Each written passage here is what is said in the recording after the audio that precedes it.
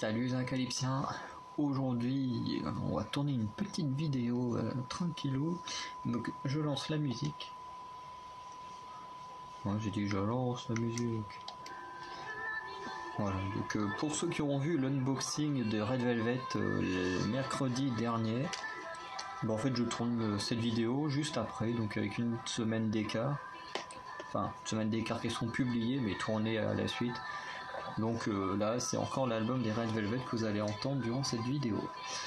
Du coup, cette petite vidéo, c'est juste que je suis tombé sur un article, voilà, d'un site de personnes qui publient des articles, des choses comme ça sur la K-pop.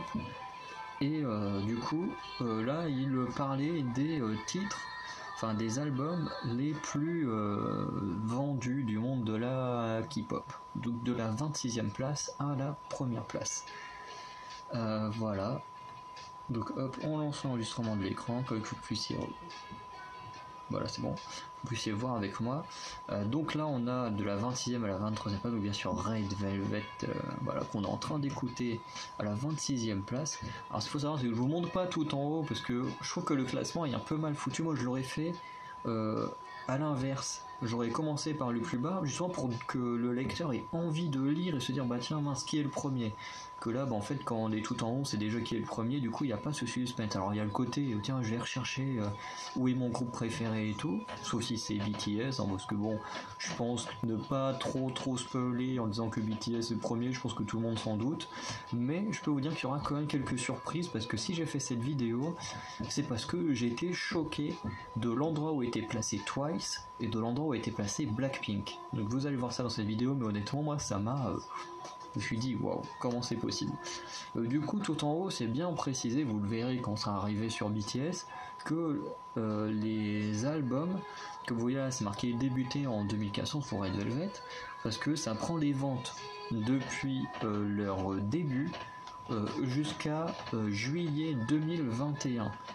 Ce qui veut dire que par exemple, pour Red Velvet, ça ne prend pas forcément en compte les ventes qu'il y a pu avoir avec Queendom qui se sont fait au mois d'août. Donc voilà.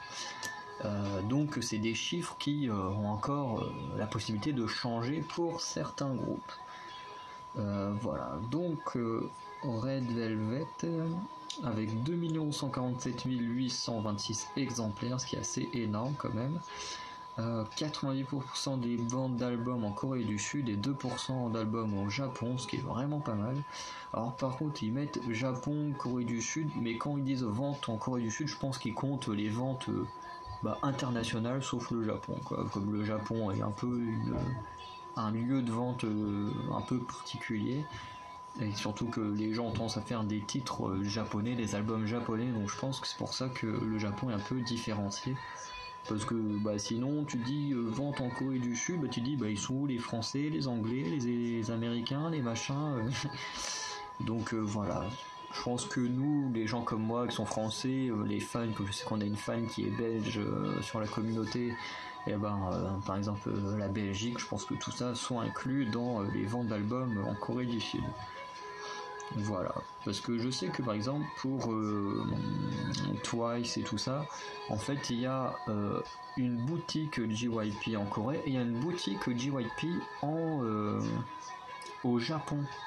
Parce que je sais qu'avec mon frère, le maître d'Anakabici, aimerait avoir le lightstick de Niziu, sauf que malheureusement on ne peut pas nous l'acheter parce que ça s'achète sur le marché japonais et du coup même par internet c'est un gros bordel pour essayer d'avoir ce lightstick là, c'est n'importe quoi.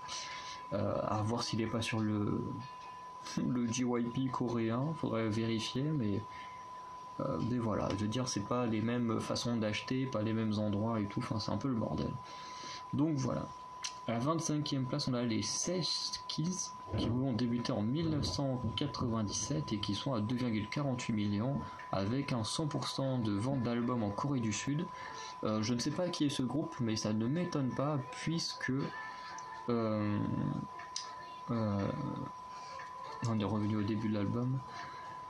Puisque dans les années 90, c'était pas encore courant que la K-pop soit écoutée à l'international. je veux dire, c'est un truc qui a commencé avec les Girl Generation, enfin l'époque un peu Girl Generation, donc fin années 2000, voilà, parce que les Girl Generation ont déjà pas mal ouvert la voie à l'international avant que BTS arrive et continue à ouvrir le monde à l'international, sans compter que bien d'autres groupes, parce qu'on met toujours BTS, mais plein d'autres groupes ont commencé à faire des trucs à l'international bien avant que BTS soit créé. Et même après, il y a d'autres groupes qui sont construits une bonne fanbase à l'étranger, notamment les Mamamoo. Voilà. Alors là, un groupe qui est ultra étonnant, c'est les Stray Kids. Parce que honnêtement, c'est un groupe qui est assez populaire, que je pensais plus vieux que ça. 2018, le groupe il a que 3 ans. Je pensais que c'était plus vieux que ça. Avec 2,5 millions d'exemplaires. 460 des ventes d'albums en Corée du Sud, 4% d'albums au Japon, parce que je me demande s'ils n'ont pas sorti un album japonais récemment. S'il y en a qui suivent Stray Kids, n'hésitez pas à me le dire. Mais je crois qu'il y a un album japonais qui est sorti il n'y a pas longtemps pour Stray Kids, surtout que Stray Kids c'est JYP, et que JYP fait plein d'albums japonais, parce que pas Twice mais ITZY normalement devrait bientôt avoir un album japonais, je pense. Enfin, j'ai cru entendre des rumeurs là-dessus, donc voilà, je crois que chez JYP, tout le monde aura minimum un album japonais un jour. Donc dans tous les cas, pour ITZY, même si c'est pas vraiment le cas, que j'ai peut-être rêvé ça, mais en tout cas, ITZY, c'est sûr qu'ils auront un titre japonais un jour, hein. C'est pas étonnant. Enfin, ce sera pas étonnant. À 23e place, on a Infinite, alors c'est un nom qui me dit quelque chose, mais je suis incapable de dire si c'est un groupe d'hommes ou de femmes. Qui a débuté en 2010, donc un an, non pas un an, attends, oui si, un an avant BTS, on va aller regarder. En même temps, on va regarder les autres, quelle tête ils ont. Sèche Kiss. Ok, site de rencontre, alors... c'est la première fois que j'utilise Google. D'habitude, je suis sur Mozilla Firefox. De toute façon, vous voyez habituellement que c'est pas le même moteur de recherche. Mais bon, on me propose des sites de rencontres comme ça, ok. 7, 10. Ok, on reste attaché. Ok, donc c'était un groupe de gars. Ça ne m'étonne pas plus que ça, surtout pour l'époque. Voilà, et Infinite.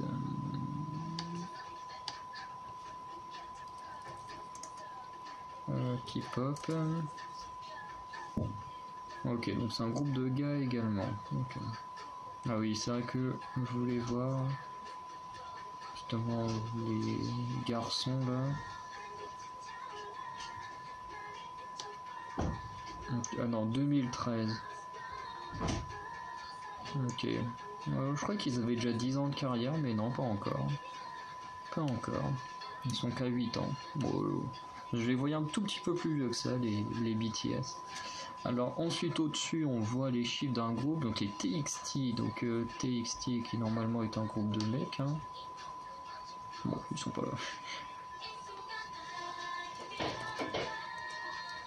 Bah si c'est ça, c'est bien un groupe de mecs. Alors les TXT, débutant en 2019, donc eux aussi sont très très jeunes. Du coup 2 717 303 exemplaires, 89% en Corée, 11% au Japon, c'est assez énorme. Ah, ils font partie de Big Hit, ok. Ça explique beaucoup de choses, vu que forcément, faisant partie d'un des Big Four, enfin des labels Big Four, font partie des Big Four, forcément ça aide à avoir de la visibilité, hein, faut pas se leurrer. Comme le groupe Enipen, là je sais plus comment, je sais pas prononcer ce nom de groupe. Pareil, c'est un groupe qui a explosé direct, parce que faisant partie d'un des Big Four, comme Blackpink, comme Twice, comme aespa, comme ITZY, enfin tous les groupes de toute façon qui débutent dans un des Big Four ont forcément une visibilité beaucoup plus grande que un groupe qui commence dans un petit label.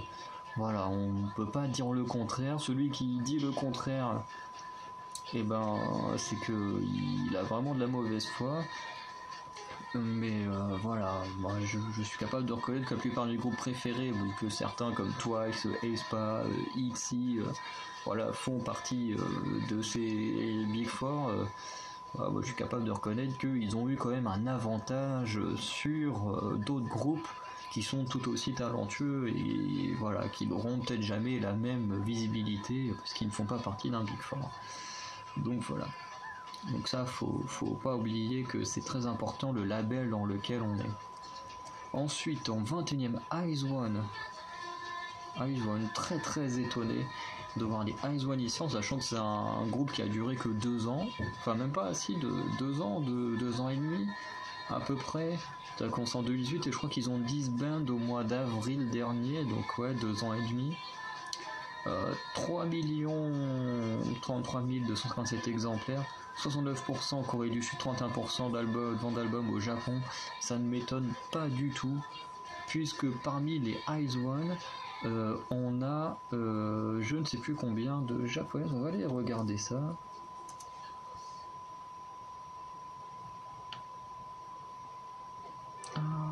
En tout cas, un groupe que j'aime beaucoup, dont on a parlé il y a pas très longtemps avec il y a 2 semaines avec le solo de Kwanenbi. Ah, c'est les Rocket Punch. Je me disais, je connaissais quelqu'un d'autre qui était chez Wooling, donc c'est les Rocket Punch. Et maintenant, Kwanenbi. Ouais. Je regarde vite fait. Oh. Ah non, Yena, elle est partie dans le label des machins. Chiwan. Minju, elle est partie dans un truc que je connais pas. Il y a quand même pas de page, tellement ça doit pas être très connu.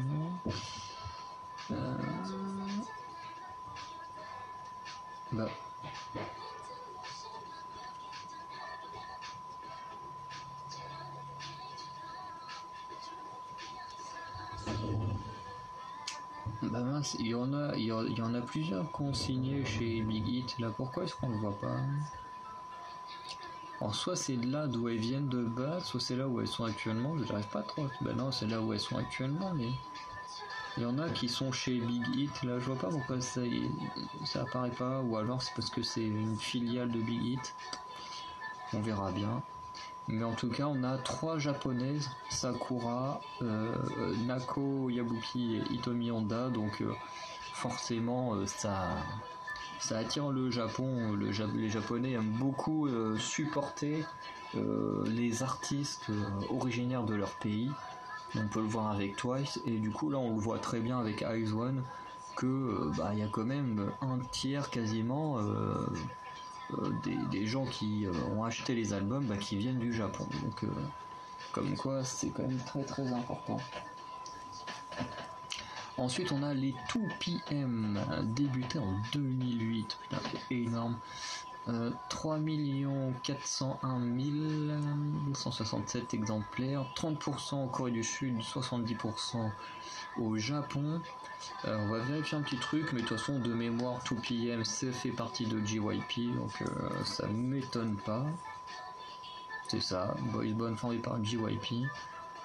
Parce que de toute façon il y a très longtemps, lors des Twice Log, il y avait un des membres, je vais reconnaître son nom si j'arrive à trouver la liste des membres, qui est lui, Woo Young, qui est apparu dans le vlog de Sana pour tourner une sorte de MV et tout qu'on n'a toujours pas vu. Donc je sais pas si c'était vraiment le MV de Sana, mais du moins Sana devait apparaître dans un MV où il y avait aussi ce gars de 2PM. Donc voilà. Ensuite à la 19e place on a Shinhwa avec 3,43 millions et 100% de vente en Corée du Sud. Donc pareil, pour un groupe qui a commencé en 1998, ça ne m'étonne absolument pas du tout, mais j'ai aucune idée de qui c'est. Hop là, du coup on reprend. Du coup on est en train de chercher les Shinhwa. Bon, encore un groupe masculin. Ah qui faisait partie de la SM. J'ai jamais entendu parler de ce groupe.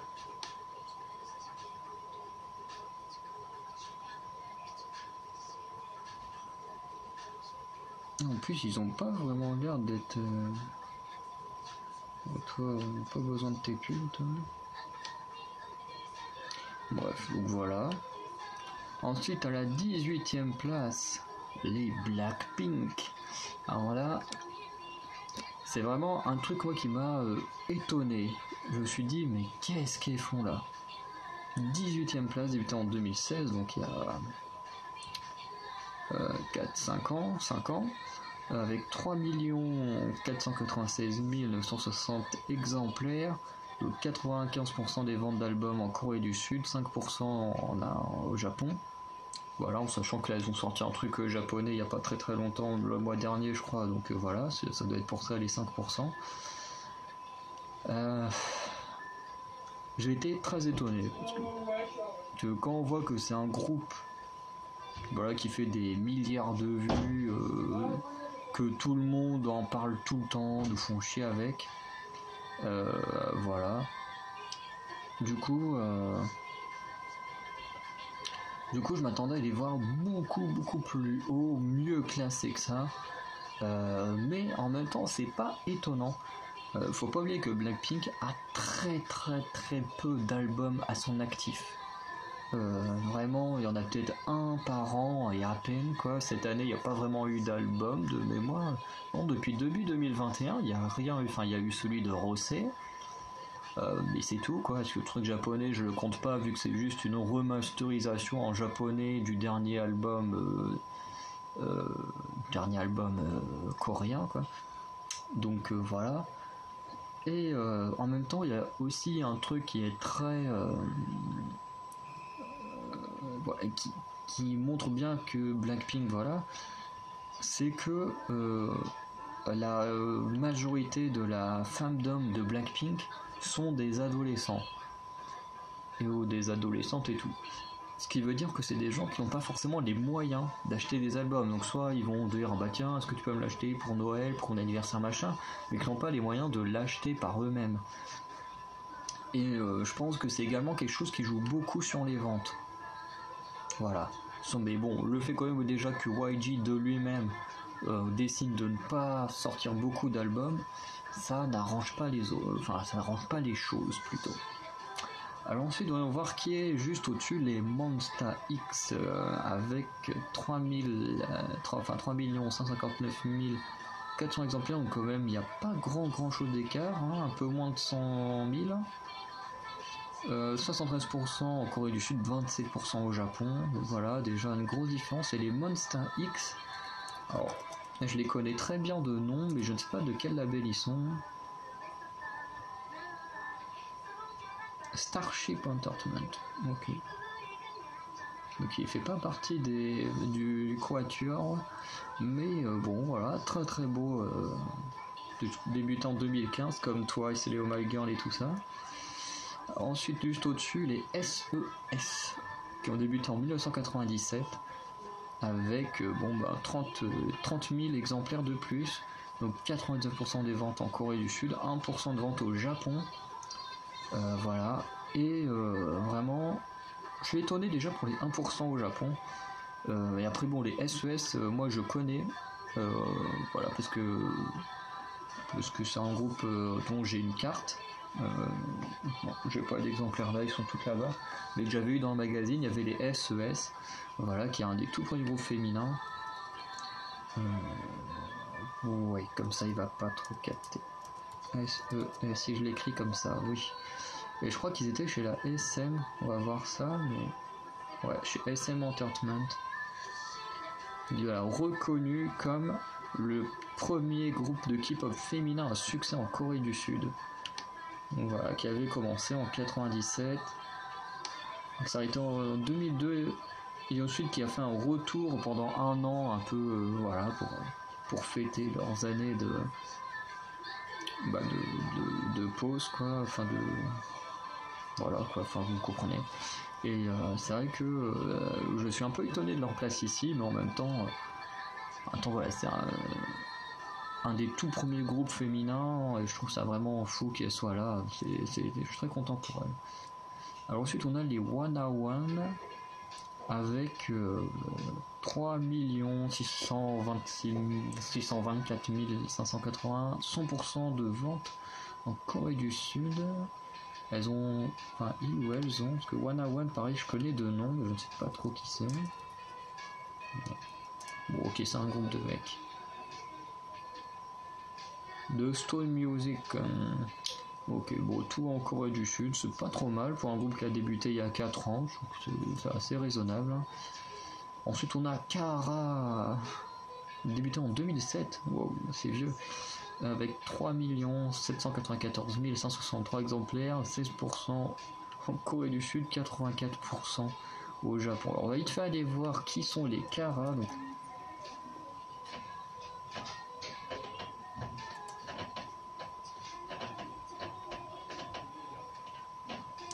alors, est-ce qu'il va trouver? Oui, groupe de K-pop. Voilà. C'est ça, le fait que ce soit un groupe de filles, ça je le savais très bien, parce que c'est pas un nom qui m'est inconnu. Ah ouais, donc déjà ils ont sorti des albums japonais, donc déjà ça aide. Donc là, 1, 2, 3... Bah déjà les filles sont toutes coréennes, ce qui est assez étonnant. Les anciennes membres, 2 coréennes et 1 américaine. Ah ouais, ok. 4 albums coréens, 1, 2, 3, 4, 5 albums japonais, donc ouais, forcément ça joue beaucoup sur le résultat. Mais bon, voilà. J'ai jamais trop écouté en musique, mais c'est pas trop mal. Ensuite, on a les GOT7, avec, bon, bah là, un petit bon, 4 637 336 exemplaires, 90% en Corée, 10% au Japon. Bon, voilà, les GOT7, ça m'étonne pas parce qu'ils font partie d'un gros label de mémoire. Boys Band. Voilà, JYP, je savais qu'il venait d'un gros label. Donc voilà. Après, commencé en 2014, c'est pas beaucoup quand même pour un groupe qui a commencé il y a déjà 7 ans. Ouais, c'est vrai que ça fait pas beaucoup quand même. Ensuite, on a les G.O.D. Pareil, on remonte à nouveau d'un cran avec 5 168 000 exemplaires avec 100% de vente en Corée du Sud.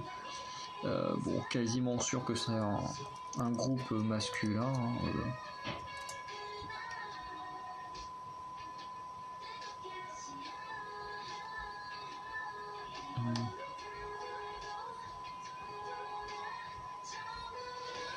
Ouais, ça a l'air d'être que des gars.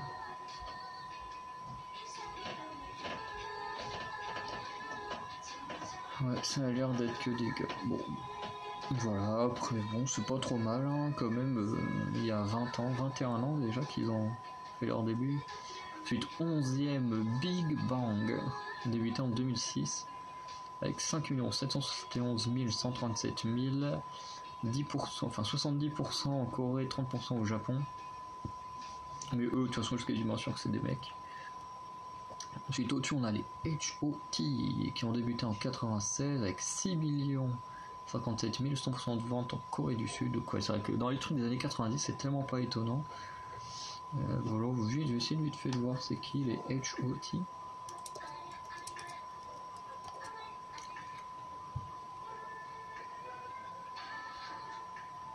Ah, ok, Boys Band de la SM. Okay. SNSD 9ème avec 6 507 610 exemplaires, 60% en Corée, 40% au Japon. Pareil, la place des SNSD ici n'est pas étonnante. Voilà, en sachant que du coup là n'est pas compté l'album de Yohyun. Si elle a sorti un album avec le titre second, en tout cas le titre de l'album n'est pas compté là. Mais en tout cas c'est pas trop mal hein, comme chiffre. Hein.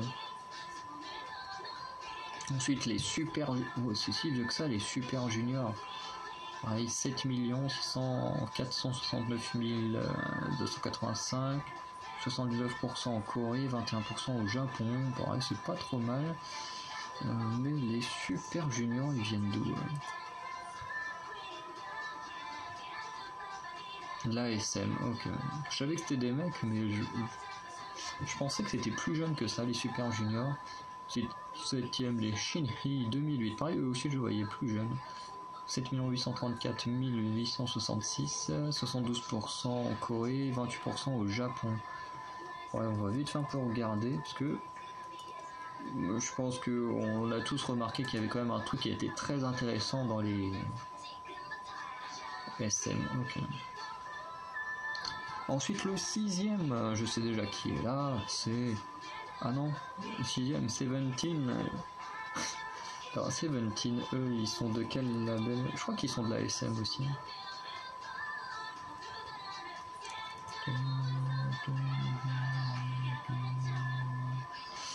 Formé, ah non, par Play10, appartenant à Hybe Corporation, donc voilà, qui détient Big Hit. Donc ouais, au final, ça appartient à Big Hit, quoi.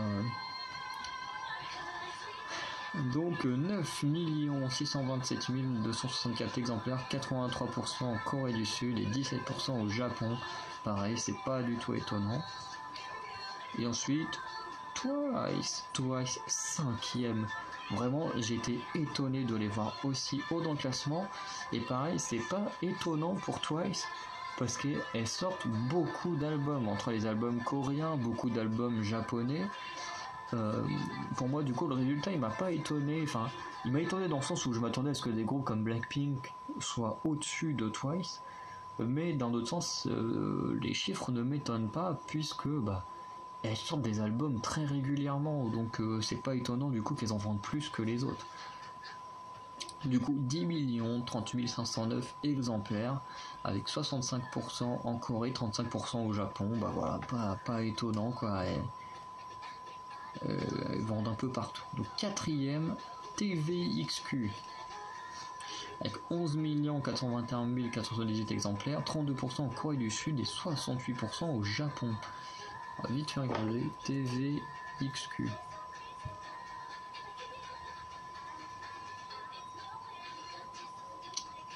Ok, donc ah oui, ok, un groupe de la SM encore. Alors il n'y a que des Sud-Coréens, mais pareil, ils ont dû... ouais, ok, ils ont fait plein de trucs japonais. Ils ont fait quasiment autant de trucs japonais que de trucs coréens, donc ouais, c'est pas étonnant. Le 3ème, attention, on va dans le top 3, toute la gamme NCT.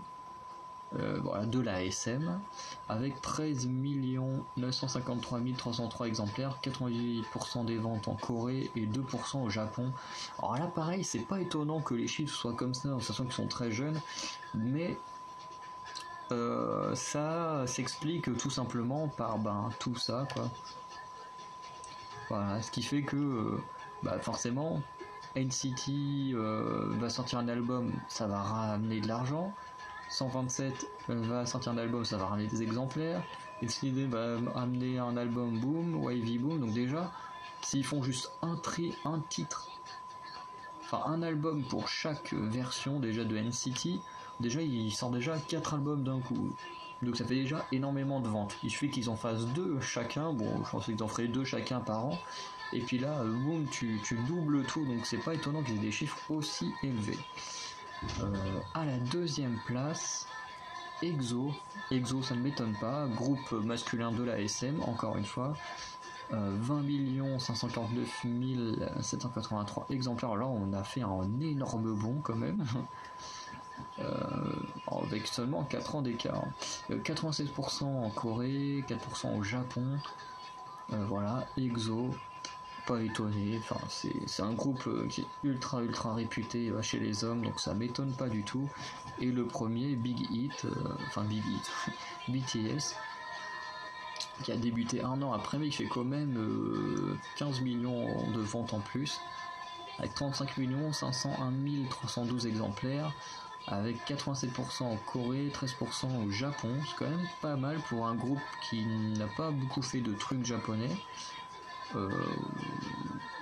Voilà quoi, voilà, le truc est pas mal. Donc là, comme je disais, le truc s'arrête à juillet 2021.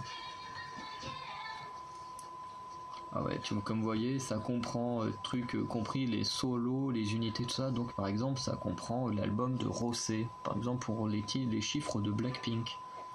Voilà. Ou comme pour SNSD, ça peut compter le titre Weekend de Taeyeon si elle a sorti un album avec. Voilà. Tout comme si Jennie avait un album sorti avec solo, ça compte ça dans Blackpink. Voilà.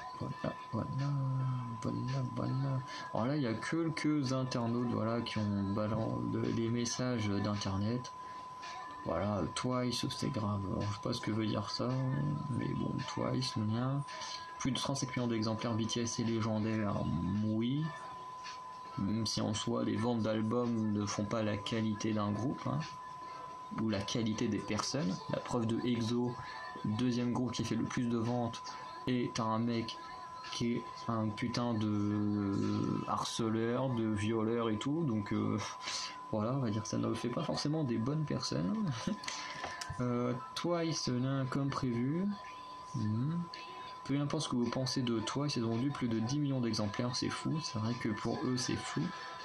BTS a vendu 15 millions d'exemplaires il y a 2 ans, mais le nombre est passé à 20 millions. Et ça, c'est vrai que pour moi, BTS, tout le monde l'encense et tout, et ce qui fait qu'aujourd'hui, la majorité de la fandom de BTS sont des adolescents. C'est surtout que effectivement BTS est devenu ultra populaire avec la sortie de Dynamite il y a 2 ans. C'est vrai qu'avant ils n'étaient pas aussi connus, personne n'en entendait parler.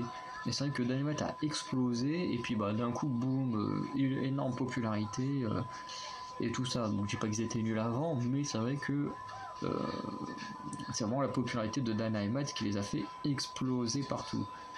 Et là les chiffres le disent, 15 millions d'exemplaires avant Dynamite, 20 millions en plus en 2 ans. Dynamite et Butter ont beaucoup aidé là-dessus, quoi. Ensuite, les albums coréens de BTS à eux seuls ont dépassé les 30 millions d'exemplaires. Twice, c'est un groupe de filles, mais elles sont au top. Ouais. NCT a fait début en 2016, mais ils sont classés 3ème. NCT est le meilleur. Alors là, je suis pas totalement d'accord avec ce que dit cette personne, on ne sait pas trop c'est qui, mais je ne suis pas d'accord dans le sens où comment est-ce qu'on peut dire que NCT est le meilleur là-dessus, parce que comme je viens de dire, NCT c'est pas une personne, c'est 4 sub-units qui font des albums séparément. Donc contrairement à un groupe classique comme BTS, comme Twice qui vont sortir à peu près 2 albums par an, NCT lui va sortir 4 albums par an. Donc déjà ils ont un avantage ultra considérable par rapport aux autres groupes. C'est qu'en étant 4 sub-units qui vont tous quasiment sortir un album par an, déjà ils ont un énorme avantage en termes de vente d'albums. Donc certes, je ne critique pas le talent de NCT, mais on peut pas dire que ça en fait les meilleurs parce que du coup ils se battent pas à armes égales avec les autres.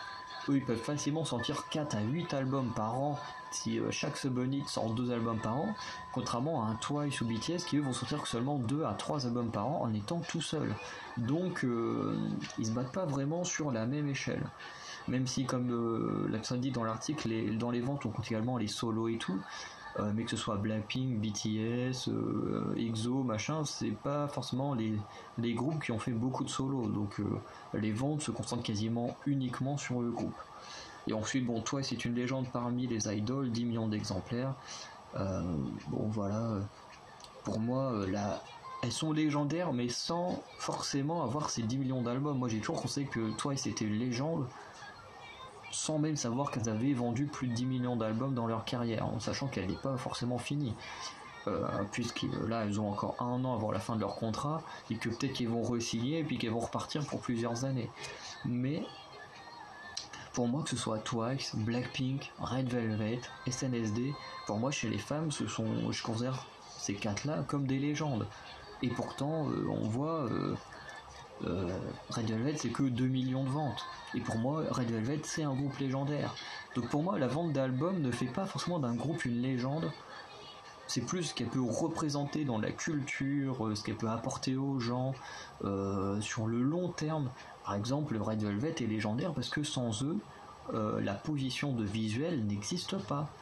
Comme SNSD est légendaire parce que sans elle, déjà toutes les femmes qui ont suivi n'auraient pas eu le statut qu'elles ont aujourd'hui.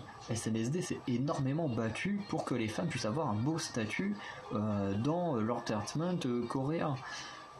Twice sont légendaires grâce à ce qu'elles apportent avec leur musique rétro, ce côté où quasiment toutes les filles sont des visuels, ce marché japonais. quand même Twice et sont les reines du marché japonais. En termes de vente d'albums, tu prends Twice, enfin tu prends Blackpink, tu prends BTS, tu mixes les résultats des deux, tu n'arrives même pas à la cheville des ventes d'albums que fait Twice au Japon. Donc Twice est vraiment ce groupe qui permet l'ouverture vers le Japon. Voilà. Donc voilà, pour moi tout ça c'est des légendes. Mamamoo pareil, un groupe qui n'a fait qu'un seul scandale en 7 ans, mais d'où ça sort je veux dire, c'est énorme. Donc voilà, après pour moi je me base pas uniquement sur la vente pour dire voilà tel groupe est légendaire, parce que sinon on va sur YouTube, on se dit waouh, regardez Blackpink a fait 1 milliard de vues, donc ouais, ils sont légendaires. Non, pour moi il n'y a pas que les chiffres qui comptent, également ce qu'elles apportent elles-mêmes à la culture et tout ça qui en fait des légendes, et pas forcément les chiffres. Les chiffres on s'en fout, elles ont beau faire 10 millions d'exemplaires, ça veut pas dire que tout le monde les adore. Je sais que mon frère n'aime pas leur style de musique. Comme BTS ont beau faire 35 millions d'exemplaires, c'est pas mon groupe préféré. Je vais pas être, dès qu'ils sortent un album, le premier à acheter un album de BTS.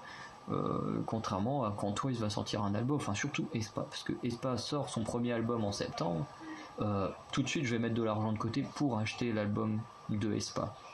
C'est obligé. Donc voilà, après chacun a ses priorités et tout, donc on peut pas prendre en compte la vente d'albums. Pour moi c'est un peu idiot. Et ensuite en dessous il y a quelques commentaires, donc il y a personne qui fait oui Monsta X a plus de ventes que que Blackpink, et pourtant ils sont toujours pas aussi connus qu'elle. Voilà, la personne fait c'est plutôt le fait que Blackpink n'a que 6 chansons et qu'un seul album complet. Enfin en vrai ils ont pas que 6 chansons, ils ont quand même plus que ça, mais c'est vrai qu'il y a très peu d'albums. C'est normal que Monsta X les dépasse, il faut pas comparer l'incomparable. Toi ils sortent des albums chaque 2 mois, bon c'est un petit peu exagéré, ils sortent pas des albums tous les mois, mais vraiment on n'en est pas loin hein. Tout comme BTS, c'est pour ça qu'ils sont au top. Parce que c'est vrai que si on regarde, c'est vrai que Blackpink, enfin Twice et BTS sortent des albums très très régulièrement, contrairement à Blackpink où c'est quasiment un album par an, ce qui fait très très mal pour les Blink. Et là où j'aimerais répondre à Dreamin, même si il verra jamais cette vidéo, mais quand j'ai vu le commentaire, je me suis dit il y a quand même une chose qui compte, c'est la fandom. Faut pas oublier que Monsta X, même s'ils doivent faire de la bonne musique parce qu'ils sont quand même bien classés, hein, au-dessus de Blackpink, faut quand même le faire. Pour un groupe qui est assez jeune, hein, de mémoire, Monsta X. Ouais, 2015. Non, 2015, donc ils ont un an de plus. Non, ils ont un an de plus que Blackpink. Mais bon, en soi, ils sont quand même jeunes, comme ils ont que 7 ans de carrière, mais on va voir s'ils vont disband ou pas cette année. Mais le truc c'est que Monsta X ont dû, un peu comme pas mal d'autres groupes comme les Dreamcatcher, les Luna, à mon avis ils ont dû réussir à se forger une bonne femme d'homme, mais qui n'est pas toxique. Et je pense que ça compte, ce qui fait qu'ils n'ont pas forcément cherché à faire tout ce qu'il faut pour que Monsta X soit absolument le groupe le plus connu au monde. Voilà, ils se sont dit voilà, nous on adore, on supporte notre groupe et on cherche pas à être toxique avec les autres, contrairement à ce que fait la fandom de Blackpink qui est ultra toxique. Et au final on voit qu'ils ont beau chercher à montrer qu'ils sont meilleurs que tout le monde juste parce qu'ils font des milliards de vues sur YouTube, bah côté la vente d'albums, bah c'est pas trop ça. Et du coup je pense que voilà, ce que cette personne a un petit peu oublié, c'est ce côté où la fandom est ultra importante. Les Blinks veulent absolument que Blackpink soit mis au sommet, au-dessus de tout le monde, que bah, du coup on n'en parle que d'elle et tout, et ce qui fait que Monsta X, qui doit avoir sûrement une fandom moins toxique et plus dans l'appréciation de leur groupe, de leurs artistes, plus que des chiffres, bah du coup vont chercher à moins le mettre en avant, et du coup bah ça fait qu'ils sont moins connus que Blackpink. Donc voilà. Et je pense que voilà, c'est un peu le problème de la vente d'albums en soi, on s'en fout quoi. Voilà, c'est pas la vente d'albums qui fait la popularité quoi. Parce que quand on regarde dans le top 5, voilà, on a quand même un très très vieux groupe avec les TVXQ qui, je pense qu'aujourd'hui on en parle à ceux qui écoutent BTS, à ceux qui écoutent EXO, à ceux qui écoutent Twice, ni NCT. Je pense que la grande majorité ne sait pas qui est TVXQ. Même moi le premier, je sais que j'ai déjà vu ce nom là en faisant des recherches sur des labels, des trucs comme ça, mais en soi je ne connais pas plus ce groupe que ça. Donc voilà. Et ensuite, j'aimerais rajouter un point, c'est que je pense que en cherchant, on a tous remarqué un truc, c'est que sur les 26 groupes, la quasi-totalité sont des groupes de Hybe Entertainment, parce que même s'il y en a un qui fait partie de Playdiz, comme on l'a vu, Playdiz c'est un sous-label de Hybe Entertainment, donc au final ça appartient quand même à Hybe Entertainment, tout comme les G-Friends qui faisaient partie de je ne sais plus quel label, d'une certaine manière ça appartient à Hybe Entertainment. Donc voilà, donc soit on a des trucs qui font de partie de Hybe, beaucoup de groupes font partie de JYP, beaucoup qui font partie de la SM. À part Blackpink, j'ai l'impression qu'il n'y en a pas d'autres de YG, Tracer, tout ça, j'ai l'impression qu'ils n'étaient pas là, il n'y a que Blackpink qui représente YG. Mais c'est vrai que quand on regarde, pour la quasi-totalité, c'est des groupes qui font partie des Big Four, donc des groupes qui ont la plus grosse visibilité en termes d'apparition dans les réseaux sociaux, dans les médias et tout ça. Donc forcément des groupes qui ont plus de facilité à vendre que des personnes comme les Oh My God qui font partie d'un label beaucoup moins connu, que les Everglow qui font partie de Weha Entertainment qui est moins connu, que les Dreamcatcher qui ont commencé chez Happy Face Entertainment qui a récemment changé de nom. Voilà, donc les Luna qui font partie de Blockberry et tout, donc c'est vrai que c'est compliqué, voilà. Bon après, n'importe qui démérite dans ce classement de sa place. Mais je veux dire que le fait d'avoir été dans un des Big Four a forcément donné plus de visibilité, ce qui est tout à fait normal. Parce que quand même, quand on parle de groupe de légendes, on parle de Blackpink, on parle de SNSD, on parle de Twice, on parle de Red Velvet qu'on a vu, mais il y en a quand même un cinquième, les Mamamoo, qui n'apparaissent pas.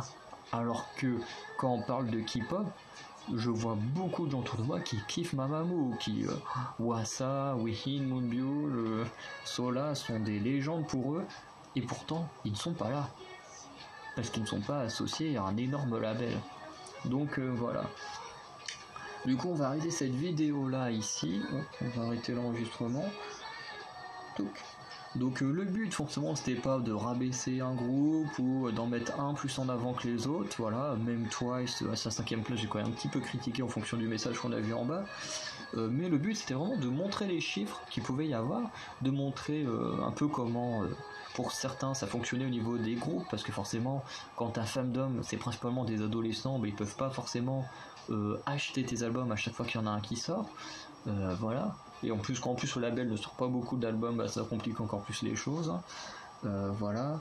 Après, sans compter le fait que y en a qui font partie, enfin quasiment tous faisaient partie des Big Four et tout, forcément qui aident à vendre plus d'albums et tout. Donc voilà.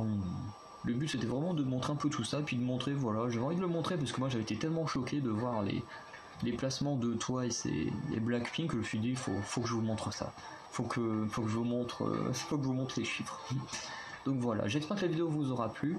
N'hésitez pas à me dire ce que vous en pensez de tout ça. En tout cas, pour ma part, même si ils méritent tous leur place, je suis quand même très fier d'être un Once et de participer, comme j'ai acheté les albums d'Alcohol Free qui est sorti mai-juin là dans ces eaux-là. Du coup, je participe à la position qu'a Twice un petit peu, mais du coup je suis fier, voilà, quand même terminé avec une des petites versions d'album. Du coup je suis fier d'avoir acheté ceci et d'une certaine manière, pour ceux qui pensent que les ventes d'albums ça crée une légende, de créer la légende de Twice.